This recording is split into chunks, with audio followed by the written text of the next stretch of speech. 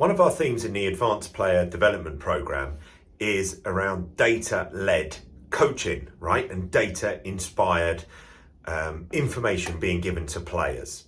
So match charting is the way to do this. And what this means is that rather than feeding back and reporting from a match, oh, it didn't go too well, we actually have some hard facts. This is a really good thing for players to be involved with and for players to see. So if we say to our son or our daughter, hey, your volley wasn't too good today, instantly players can get quite defensive about it and players can tighten up, or it can be seen as a real criticism. Even if we sugarcoat it and go, your serve was great, volley wasn't so good, but your forehand was great, and we do that positive, negative, positive, that can also, it doesn't matter, they can focus in on the negative. So the other one is that as a tennis coach, I speak to people who say, oh, we played a tournament at the weekend, it didn't go so well. And there's no kind of fact or data behind that. So it really helps the coaches, the players and the parents, because it gives parents something to do at a competition if we have some data. So I'm going to go through a few match charting situations, and each one has its pros and cons, and each one can be used differently and at different times to highlight different areas. So the first one is this. I've got a line here and a line across, and then we've got player A at the top and I've got player B down the bottom. And I've got a little A there because it's A that's going to be serving first. If A wins that first point, we do a little line up and then a dot. They go 30 love up, we go there. 30-15, and I would move back towards player B. 30 all, 40-30, and then player A won the 40-30 point, so they won the game. We're going to do that and then draw a line and the score. So what we'll start to see from that is we'll start to see patterns of play around maybe the start of sets, the starts of games. We might see that a player is always going behind at the start of a game, so they're going to love 15. Maybe they're getting 40 love up and complacent. But really the line of tennis should look something like that, because tennis should be a fairly even split when we compete. If we start seeing moves like this or like that, then that's something to highlight and it's something to speak to the coach about and to speak to the players about, because, hey, did you know that at the start of matches, we've got, you've always got a slow start, we're always going 2 love behind, and our first line is always going that way.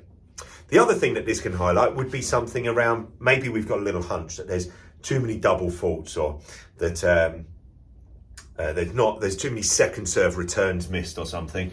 So then what we could have is where we do our dot, maybe we do a second dot above it to signify a second serve miss, right? So we can then start looking through and saying, hey, did you know that overall there was 7 second serve misses? And if you look at that game there wouldn't have been 40-30, it would have gone to a deuce point, but we missed out.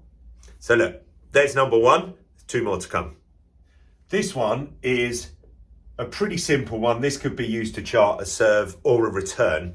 And I think this is the one that I've had done on my game and I really found it beneficial.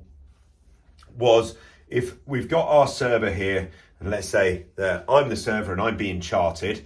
So that's our server, and we just draw a 1 or a 2 for the position of where the first serve and second serve land.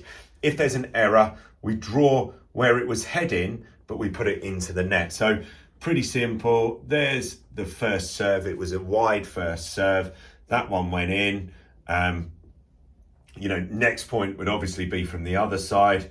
That serve hit the net, but it was going down the Timor, and there was a double fault with that second serve being very wide. There was on this side a second serve there. Maybe there was a first serve that went wide there, a second serve that went long, a first serve that hit the net post there. That wouldn't be so good, right? There would be a second serve that went there. There's a first serve that went over in the car park here. And by the time we finished our match, we should start seeing then that are we seeing good grouping of first serves? Are we seeing lots of first serves from this side that are creating a good wide opportunity for our players? Or are we seeing too many missed first serves?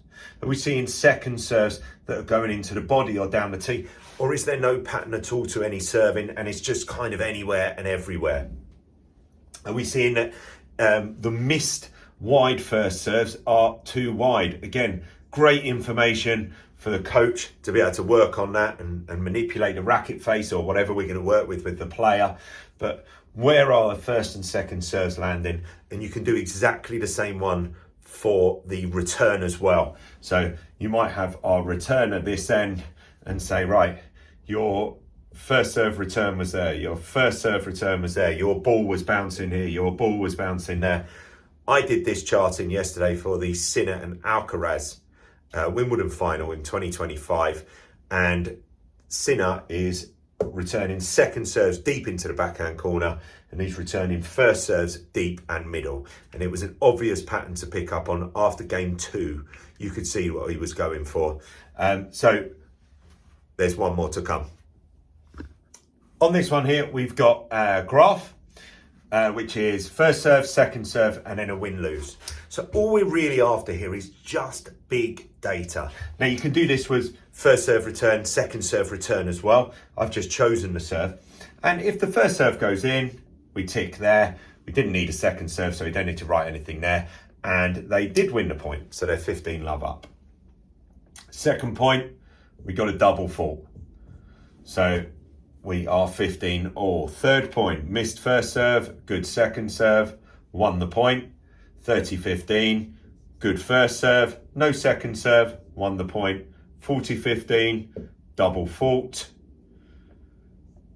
didn't win the point. 40-30, first serve in, and won the point.